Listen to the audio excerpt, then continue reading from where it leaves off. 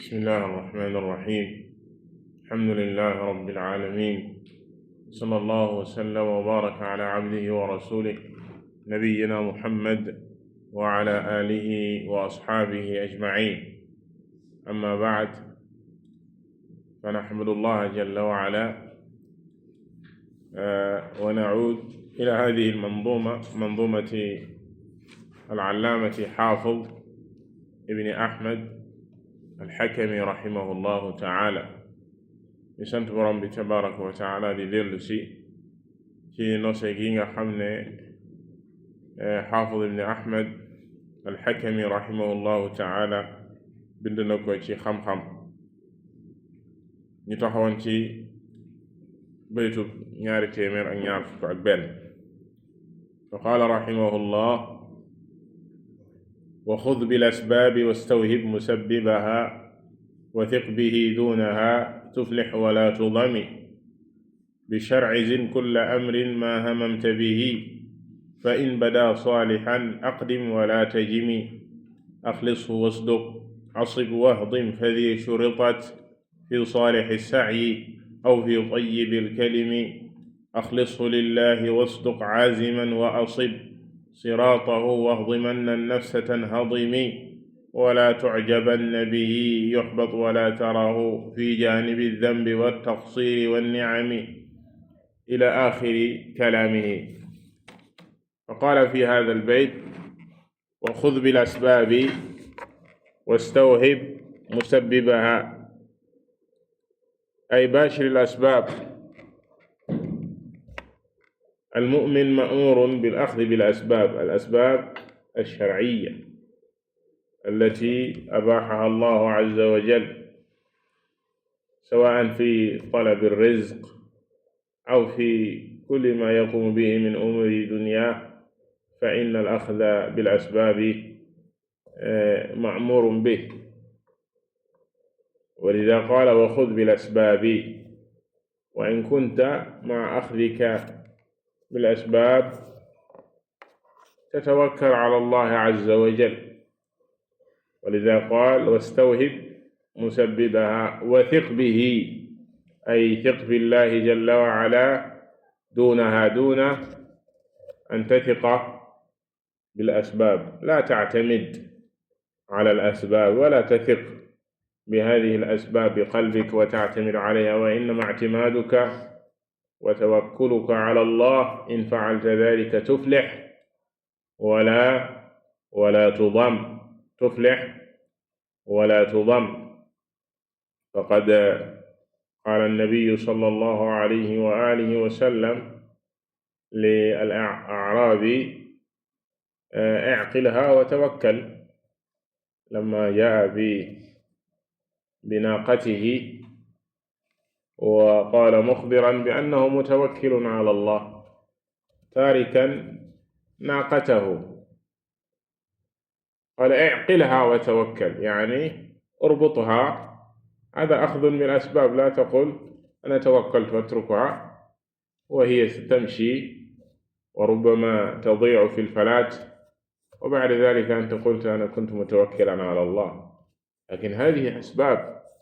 وضعها الله عز وجل وأنت أمرت بالأخذ بها. نعم. ولذا قال احرص على ما ينفعك واستعن بالله. الإنسان يحرص على ما ينفعه من أمور دينه ودنياه، وإن كان استعانته وتوكله على الله. نعم. إذن في هذا البيت mu ne wa xud bil asbaabi, danga nekk koo xam ne dangay jëfandikoo sabab yi nga xam ne yàlla subhanahu wa taala daganal na ko bindee noonu àddina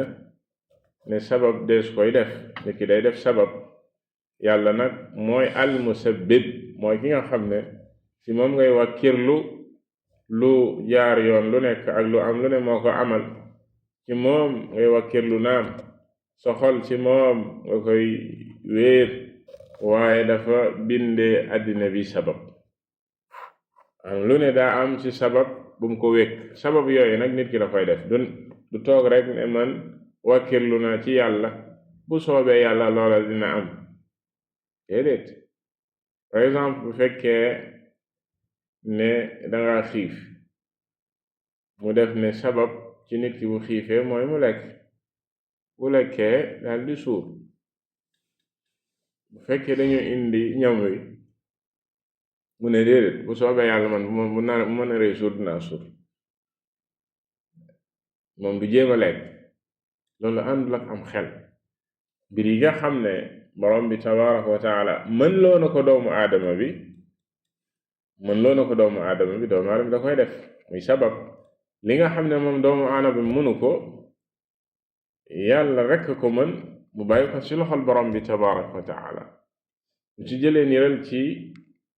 ci mbay ak nawet bi,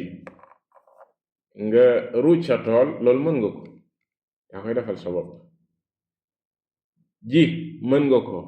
yaay ji, waaye borom bi tabaraka wa taala mooy saxal, moom moo mën a wàcce taw bi. loolu gannaaw boo defee la nga mën ba noppi, nga dem tëddi di xaar borom bi tabaraka wa taala yàllay wàcce taw bi, yàllay saxal. loolu doomu aadama mënu ko, kenn mënu ko ku dul borom bi tabaraka wa taala. bu yàlla wàccee taw bi daal di saxal la nga jiwoon, waaye saxalu ko rek de, bu dee toolu gerte la, saxal am ñax meneen mu dul yow la nga jiwoon léppay saxandoo. boo ne soobee yàlla na am gerte daal na am gerte, mën ngaa bay tool bi, ñax mooma mën nga koo bay séparé ko ak yow la nga jiwoon. bis boo ko bàyyee noonu tool ba booy, yow la. bu ko defee la nga mën nga def ko, li ci des boo bàyyee sa tool ba mu rafet, gerte gi génn masha Allah, loolu yàllaa koy def, yàllaa koy ñoral. loola kon ci borom bi la tabaraka wa taala. bu demee ba déqi jot, yaay déqi de ngir am gerte. bu ne bu soobee yàlla rek gerte gi dina génnal boppam, bàccal boppam, solal boppam ci saako yi, déedéet. idan wa xud bil asbaabi wastawhib musabbibaha, nga sàkku nag ci ki nga xam ne mooy al musabbib, muy borom bi tabaraka wa taala, nga ñaan ko. waaye watiq bihi, nga am ci moom ak kóolite ak yaakaar. sa yaakaar yépp nga wékk ko ci moom, ndax ci wàllu sabab dafa am ñaari kuréel ak bu diggu doomu. ñaari kuréel yi dañoo sànku, yow nag dañ laa digal nga diggu doomu. ñaari kuréel yu sànku yi mooy kuréel gi nga xam ne ñoom dañoo dàq sabab carrément, ne lu soob yàlla daal dina am. ñooñu moom ay dof lañ, comme ni ko Ibnul Qayyim rahimahullahu taala. ku ànd akum xelam du wax lu mel noonu. am kuréel goo xam ne dañoo wékku ci sabab ba ëppal si, fàtte borom bi tabaraka wa taala. loolu it bari na ci jullit ñi tey. naam lii sabab la. par exemple nit ki bu feebaree tawat, faju ak sàkku ak paj, loolu sabab la. nit ki dafay sàkku, dafay dem ci docteur, médicament yi lay bindal ak garab yeeg yooyu sabab la. waaye ndax da ngay wékk ci loolu ba fàtte borom bi tabaraka wa taala da mooy kii wéral? déedéet. kon diggu doomu mooy naam da ngay jël sabab bi daganit, ndax am na ñoo xam ne ñi ëppal ci sabab dañuy saalit dem ba sax lu yàlla daganul dañ koy jël ngir rek yaakaar ne loolu mooy. déedéet. lu yàlla xaraamal, par exemple di fajoo lu xaraam, yàlla xaraamal ko. Yonent bi sallallahu alayhi wa sallam wax ne deful ci aw xeetam ak paj ci lu yàlla araamal ci ñoom. nga am conviction boobu, xam ne lépp lu yàlla araamal, Yonent bi sallallahu alayhi wa sallam nee na aw xeetam loola yàlla def ci seenu paj. kon ñaar yooyu yëpp ak réer la, moo xam ñi ëppal ci dàq sabab ak ñi ëppal ci saxal ko ba di wékku ci sabab carrément, fàtte borom bi tabaraka wa taala. tax mu ne wathiq bihi, sa kóolite yépp sa yaakaar nanga ko wékk ci borom bi tabaraka wa taala, duunaha wali sabab yooyu. au lieu que sabab yooyu, loola boo ko defee tuflih, di nga texe, wala tudami, bu boobaa doo sanku, doo tooñ. ay la yalxaquka zulmun wala daym. mu ne bi shar'i zin kulla amrin ma hamamta bihi fa in bada salihan aqdim wala tajimi ay zin umuraka كلها بالشرع إذا أردت أن تقوم بأي عمل من الأعمال فزن هذا العمل بشرع الله بكتاب الله وبسنة رسول الله صلى الله عليه وآله وسلم فإن بدا صالحا يعني بعدما زنت هذا وقسته بالشرع ونظرت في الشرع وبدا لك أنه عمل صالح فأقدم وقم بهذا العمل إن كان قولا أو عملا ولا تجمي يعني لا تتوقف ولا تتردد قم بهذا الشيء نعم mu ne sa mbir yépp nanga ko lal ci sharia lépp loo nar a def nanga ko gaaral ci sharia loolu mooy zin nga jël li nga xam ne mooy téere borom bi tabaraka wa taala ak njàngalem yenente bi sallallahu alayhi wa sallam mooy sa nattukaay mooy misaan bi zin misaan bi mooy nattukaay bi balance bi ngay nattee say jëf mooy alquran ak sunna lépp loo nar nag nee na maa hamamta bihi mboolem loo nar moo xam ci wax la wala ci jëf sa wax jooju gaaral ko ci alquran ak sunna sa jëf jooju gaaral ko alquran ak sunna fa in bada saalihan bu fekkee ne bir na ne jëf ju sell la lu baax la loo xam ne waxees na ko loo xam ne jëfees na ko bu boobaa aqdim dem si def ko wax ko wala tajimi bul am benn dut mbaa ngay am ak réserve wala taxaw di si sikk sàkk déedéet naam lu baax la am nga si yaqiin def ko te bul am benn sikki sàkk li am solo ba am solo almuhim axlishu wasduq asib واهضم فذي شرطت في صالح السعي أو في طيب الكلم هذه هي شروط العمل أخلص الإخلاص أخلص في ذلك العمل واصدق وكن صادقا مع الله جل وعلا أصب يعني السنة الإصابة وهي موافقة السنة موافقة الشرع الإخلاص والمتابعة هذه هي شروط العمل نعم فذي شرطت في صالح السعي يعني العمل الصالح هذه هي شروطه سواء كان عملا أو في طيب الكلم أو كان كلاما وقولا لا بد فيه من الإخلاص والمتابعة أخلصه لله واصدق عازما وأصب يعني الإصابة إصابة السنة وإصابة الصراط المستقيم ولذلك قال صراطه أصب صراطه أي المستقيم هذا القول وهذا العمل عليك أن يكون على الصراط المستقيم وهديه القويم واهضمن النفس تنهضمي يعني هذه النفس التي بين جنبيك اهضمه يعني حاول كل المحاولة أن تكون نفسا يعني متواضعة لله تبارك وتعالى ci ñaari bayti yi mu tënkal la ci charte yi nga xam ne ñoo war a daje ci jëf ju nekk ak wax ju nekk gannaaw ba nga ko gaaralee neen alquran ak sunna axlishu nga fexe daal ba mu sell lool mooy li am solo axlishu jëf jooja wala wax jooju na sell wasduq na nga dëggu sa digganteeg sa borom tabaraka wa taala asib na nga fexe ba jëf jooju wax jooju tegu ci lañ la digal muy alquran ak sunna wahdim nga wàcce sa bopp sa bakkan bi nga noot ko fa di shuritat yi ñooy charte yi nga xam ne nee na moom lañu chartal fi saalixi sa'i jëf ju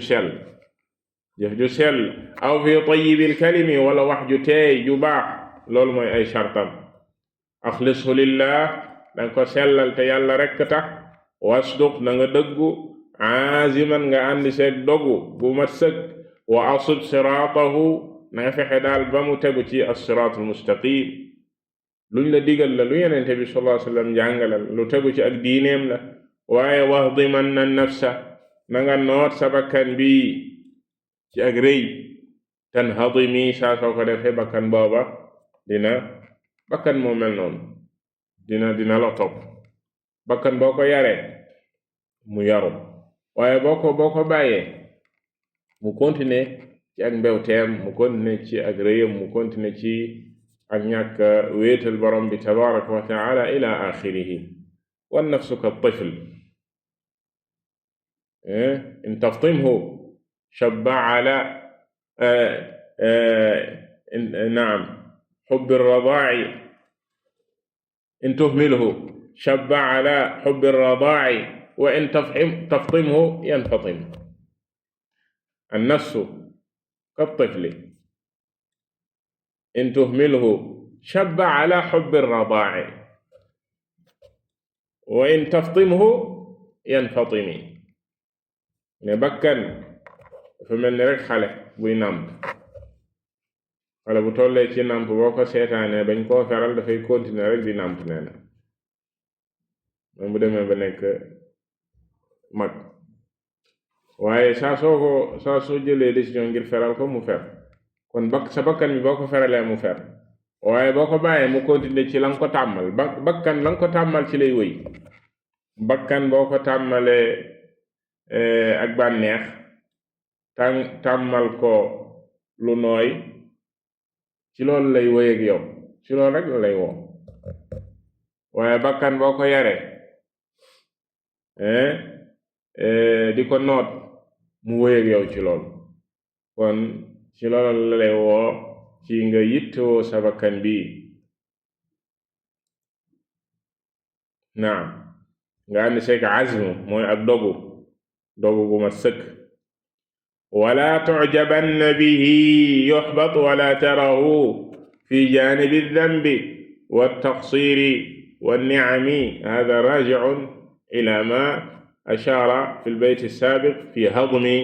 an-nafs wa 'adam ru'yati al-'amal wa 'adam ru'yati an-nafs la tu'jabanna bil-'amal mahma 'amilta min al-a'mal as-salihah la yusibuka al-'ujb wala al-ghurur tafakkar fi dhunubik wa tafakkar fi taqsirik wa tafakkar fi ni'ami llahi 'alayk kama qala fi janibi adh-dhanbi wat-taqsir wan-ni'ami tafakkar fi hadhihi al-ashya' idha fakkarta fi hadhihi al-ashya' falan tara 'amalaka abadan لن ترى هذا العمل ولن يكبر عليك هذا العمل بعض الناس يعمل يسيرا ويظن أنه خلاص يعني فعل كل شيء ونسي ذنوبه ونسي تقصيره حتى في هذا العمل الذي قام به ونسي نعم الله جل وعلا عليه هذه النعم التي لا يستطيع ولن يستطيع أن يجازيها بعمل kon lam wax ci noot sa bakkan bi loolu la lay feddalil fii ne laa tu'jabanna bihi jëf jam la waxoon ne na nga góorgóorlu ba mu sell na nga góorgóorlu ba mu dëppook sunna Yonent bi sallallahu alayhi wa sallam waaye saa soo ko defee fexeel ba bul ko gis bul yéemu mukk ci say jëf laa tu'jabanna bihi yenn ñi dañuy jëf lu néew daal di commencé yëkkati seeni mbagg gis seen bopp ci jëf jooja gis na ñoom def nañ lu rëy fàtte nañ seeni bàkkaar yu bari fàtte nañ ak gàttañlu ci même ci jëf jooju xëy na sax defuñu ko niñ ko war a defee sa dëgg-dëgg fàtte nañ xéewali yàlla subhaanahu wa ta'ala yu bari yi muy dotti seeni kaw saa su ne te seeni jëf néew na lool ci gërëm borom bi tabaraka wa taala ci xéewal yooya. loolu tax mu ne laa tujabanna bihi, bul yéemu mukk ci jëf jooja. bis boo ko defee yoxbat, ko defee lii di al ujbu yaxbatu al amal, dafay neenal sa jëf jooja. wala tarahu, bul gis mukk la nga def. fi jaanibi dambi, ci bis boo ko comparé ak say bàkkaar yu bari. wa taqsir, saa soo ko comparé ak sa gàttañlu, xam ne yow ku sàggan nga. wa ni'ami, saa soo ko comparé xéewali borom bi tabaraka wa taala yim la xéewale, nga xam ne say jëf néew na lool ci maanaam fay borom bi tabaraka wa taala, wala def loo xam ne dina méngoog li la yàlla subhanahu wa taala defal. looloo taxoon yonent bi sallallahu alayhi wa sallam xadis bi ñëw ci as-saxiixayn min xadis abi hurayra radiyallahu taala anhu qaal lan yunjiya axadun minkum amala, qaalu wala anta ya rasul allah, qaala wala ana illa an yatagammadani allahu bi raxma. yonent bi sallallahu alayhi wa sallam ci xadis abi hurayra bi ñëw ci al-buxaari ak muslim yëg leen ne amul kenn ci yéen ku jëfam di muccal ëllëg yawmal qiyaama. maanaam say jëf néew na lool ngir muccal la. ñu ne ko ba si sax yow mi yàlla yónni, leen ba si man mii wax ak yéen, bu ma borom bi tabaraka wa taala muurul ci ak yërmandeem du ma mucc. kon bu fekkee yonent bi sallallahu alayhi wa alihi wa sallam moom moo tolloon foofa, kon keneen lu muy wax. wala ba mu nettalee kenn ci jaami yàlla yi ku mësa nekk ci ab île boo xam ne jaamu yàlla rek la dëkkee, suba ngoon guddeeg bëccëg, moom jàpp na ne deful lu xaram, maanaam ndax fa mu nekk gisul lu xaram, deful lu xaram, ci jaamu yàlla rek la dëkk ba borom bi tabaraka wa taala jël ko. bi mu génne àddina yàlla dugal ko aljana, wan ko ay jëfam ne ko dangay dugg aljana ci sama yërmande, mu ne ko ci samay jëf, waliyaadu billah. yàlla ne ko ci say jëf, kon kaañu regle, kaañu xisaab, ñu xool ndax la nga jëfoon méngoo naag xewal yi ma la defaloon am déet. waaye bi borom bi tabaraka wa taala tàmbalee xisaab waa jooju, benn xéewal rek la jël, mboolem ay jëfam daal di seey ci xéewal yooyu. muy maanaam xéewal yi ko yàlla defaloon, moo xam xéewalu gis-gis la, xéewalu dégg-dégg, xéewal yi jëmaguñ sax ci yeneen xéewal yi, jëfam yooyu daal di seey, mu xam ne day alku. bu ko yàlla toppee day alku. yàlla daal di koy wax ne léegi nag ngay dugg aljani sama yërmande wala ci say jëf mooy ko ci sa yërmande. idan lan yunjiya ahadun minkum amala wa xaytu kaana min annahyi ijtanibhu wa in zalalta tub minhu wastaghfir ma'a an-nadami, yani fi tarbiyati an-nafs. ma zaala an-naadim rahimahullahu ta'ala yaxuthuka على تربية النفس إذا كان في المنهيات، وإذا قابلك نهي اجتنبه وجانبه، كما أمر الله جل وعلا بقوله الذين يجتنبون كبائر الإثم والفواحش إلا اللمم، وقال إن تجتنبوا كبائر ما تنهون عنه نكفر عنكم سيئاتكم وندخلكم مدخلا كريما. والنبي صلى الله عليه وسلم قال اجتنبوا السبع الموبقات، الحديث. ba léegi ci yar gi mu yaa war a yar bakkanam mu ne saa su tere teewe lu yàlla tere wa xaytu kaana min annahi saa su luñ la tere teewe ijtanibhu wattandiku sori ko يكون في جانب وهذا النهي في جانب هذا معنى الاجتناب nga sori ko wa in zalalta ndax lii di sori liñ tere ak wattandiko loolu la yàlla digle comme la yi njàng sànq li Yonent bi sallallahu alayhi wa sallam wax ijtanibu as-sab'a al-mubiqaat da ngeen sori juróom-ñaari bàkkaar yi nga xam ne dafay alak seeni borom mi kabaa'ir yi bal mbooleen bàkkaar yi wa in zalalta tub minhu wastaghfir ma'a nadami saa soo tarxiisee nag ndax bakkan doomu aadama faible la borom bi tabaraka wa taala da ko bind boole koog bakkanam bi nga xam ne noonam la waaye boole koog seytaane mu di ab noonam yenn saay mën naa tarxiis mën nañ koo tarxiis loo mën naa def naka sudu noonu day def ay bàkkaar ndax loolu la sax la Yonent bi sallallahu alayhi wa sallam wax ne bu ngeen dul woon bàkkaar yàlla dina leen fi jële indi fi aw nit ñoo xam ne dañuy bàkkaaru di tuub di jéggalu yàlla di leen jéggal law lam tudnibu loolu la wax la dahaba allahu bikum wa la jaa bi qawmin yudnibuuna wa yastaghfiruun idan at-tawba ibaada wa al-abd da'if يذنب لكن الخير والسعادة أنه إذا أذنب يستغفر ويتوب كل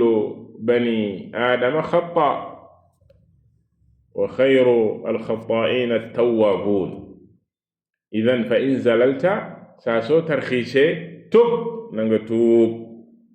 منه تباكار بابا واستغفر نغجيقلو borom bi tabaraka wa taala maa nadami waaye nga ànd seg réccu hadi shurutu tawba na nga dajal li nga xam ne mooy shartay tuub maanaam tuub googu na nekk tuub gu dëggu tuub goo xam ne dafay ànd ak réccu ànd ak bàyyi maanaam xam ne dangaa tarxiis moo tax ñu ne tarxiis dangaa tarxiis juum réccu googu ak fas gi ngay fas ne dootoo ci dellu mooy wane ne kii ku dëggu la dafa juumoon ba tàbbi ci lii kii day loolu metti na ko lool ba dootu ci dellu loolu lañu sàkku ci yow wa awqif an-nafsa 'inda al-amri hal fa'alat wan-nahyi hal naza'at 'an mujibi an-niqami hadhihi al-muhasaba ay hasib an-nafs wa da'iman hasibha 'ala al-amr هل قمت بالمأمور وعند النهي هل تركت ونزعت عن المنهي الذي يوجب النقم والعذاب mu dénk la li nga xam ne mooy almuhaasaba muy régler gi nga war a di régler sa bopp saa su ne mu ne wa awqifi nafsa del taxawloo sa bakkan boobu saa su ne danga ànd ak moom yenn saa ne ko taxawal nga xoolaat inda al amri régler ko ci ndigal yi hal faalat ndax li ko yàlla digal moom mi ngi koy def bu dee ci tere yi wa nahi li la yàlla di tere hal nazaat ndax bàyyi na ko ndax liñ la tere bàyyi na ko an mujibi niqami tere yooyu nga xam da koy jural ëllëg ak mbugal te muhaasaba gi saa su ne la war a nekk wa hadihi almuhaasaba takunu daiman wa yawmiyan kama qaala ba'du as-salaf yani la taghrubu shamsu yawmin illa wa haasabta nafsaka fi dhalika al-yawm fi al-amri hal fa'alt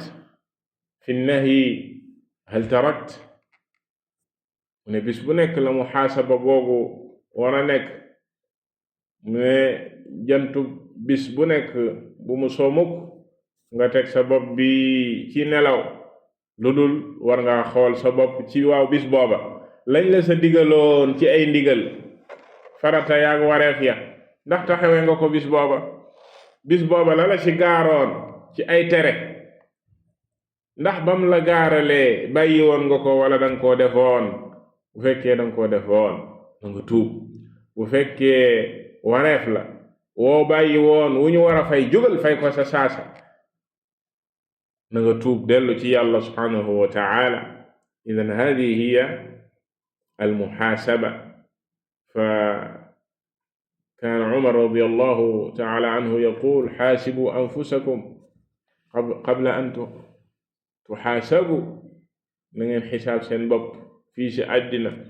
balaa ëllëg ñu leen di xisaab keneen ka ne xisaab day ëllëg dina woyof ci aw nit ñoo xam ne dañ daan xisaab seen bopp ci àddina moo tax mu woyof ci ñoom ci àllaaxira ñi nga xam ne nag daanuñu xisaab seen bopp ñoom dañ daan woy rek di tëñëx-tëñëxi rek di xëy di gont saa ñuy bàyyi xel nee na ñooñu la xisaab di metti ci ñoom ëllëg yawmal qiyaama waliyaadu billah te loolu même ci mbiri àddina yi imagine la commerçant boo xam ne moom du régler moom saa su ne affaire yi mi ngi dugg ak génn du xool liy dugg du xool liy génn yenn saay sax mën naa génne loo xam ne muy dundee noonu kooku buy bis biy nërmeelu est-ce que noona la ñuy liggéey ñoom ci àddina sax xam nañ ne du noona ngir liggéeyam ndox saa su ne dafay xool liy dugg liy génn mbaa capitalam ba sax demul waaye am na ñoo xam ne ci seen mbiru diine moom noonu la ñuy dundee te xalaatuñ ko seen mbiri àddina dërëm du leen raw waaye seen mbiru diine moom xooluñu bis booba lu dugg ak lu génn luñ def ak luñ deful waliyaadu billah mu ne bakkan booba fa in zakat fahmadil mawla mutahhiraha wa ni'mata allahi bishukrani fastadimi ay fa in zakat hadihi an-nafs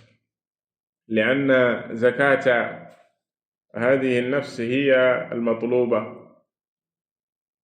المطلوبة كما أقسم الله جل وعلا في سورة الشمس بهذه الأقسام الكثيرة إلى قوله ونفس وما زكاها فلا بد من تزكية هذه النفس فإن زكت فاعلم أنها بنعمة الله وأن الله جل وعلا هو الذي وهبك وأسدى عليك نعمة هذه الزكاة زكاة النفس بل الله يزكي من يشاء فهو من الله ولولا فضل الله عليكم ورحمته ما زكى منكم من أحد أبدا ولكن الله يزكي من يشاء والله سميع عليم فالنفس زكاة النفس الإنسان إن لم يوفقه الله عز وجل فلا يمكن أن يتغلب على هذه النفس ولذا كان النبي صلى الله عليه وسلم يدعو ويقول اللهم آت نفسي تقواها وزكها أنت خير من زكاها أنت وليها ومولاها فإن حصل ذلك فاحمد المولى أي الله عز وجل مطهرها الذي طهر هذه النفس وزكاها ونعمة الله بالشكران فاستدمي أي استدم واستمر وداوم على شكر النعمة mu ne bakkan bii mu la wax ne la na nga góorgóorlu ci xeex ak moom ci noot ko ci laabal ko bis bu la borom bi tabaraka wa taala dimbalee ba mu laab na nga ko sante borom bi tabaraka wa taala ndax mooy ki la dimbali ki la defal xéewal ba bakkan booba laab budul woon moom borom bi tabaraka wa taala sa bakkan booboo lay gañ bakkan bi moo la mën rawatina mu ànd ak seytaane yow ñaari noon yu coalisé di la sot nga àndal bu la borom bi tabaraka wa taala dimbaliwul ñoo lay daan. loolu tax borom bi tabaraka wa taala wax ne suuratu nuur walawlaa fadlullahi alaykum bu dul woon ak ngëneelam moom borom bi tabaraka wa taala wa rahmatuhu ak xéewalam ma zaka minkum min ahad amul kenn ci yéen kuy laabal bakkanam walakin allaha yuzakki man yasha waaye li am ba am borom bi tabaraka wa taala mooy laabal ku ko soob ci ay jaamam moo lay dimbali ci sa noon yooya ba sa bakkan bii laab. moo tax mu ne kon nanga ko sante borom bi tabaraka wa taala. moo tax Yonent bi sallallahu alayhi wa sallam daan ñaan mu bokk ci ay ñaanam allahumma aati nafsi taqwaha yàlla maa ngi lay ñaan sama bakkan bii nga wërsëgal ko mu ragal la di at taqwa wa zakkiha yàlla nga ko laabal yàlla nga ko laabal bakkan bii anta xayru man zakkaha yow yaa gën ci ku koy laabal ndax anta waliyuha wa mawlaha yow yaay boroomam